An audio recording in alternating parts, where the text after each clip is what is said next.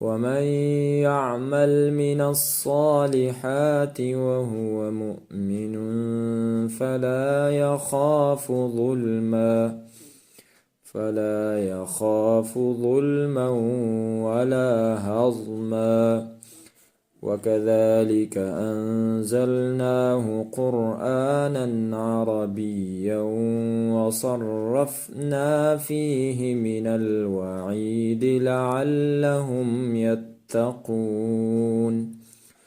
لعلهم يتقون أو يحدث لهم ذكرا.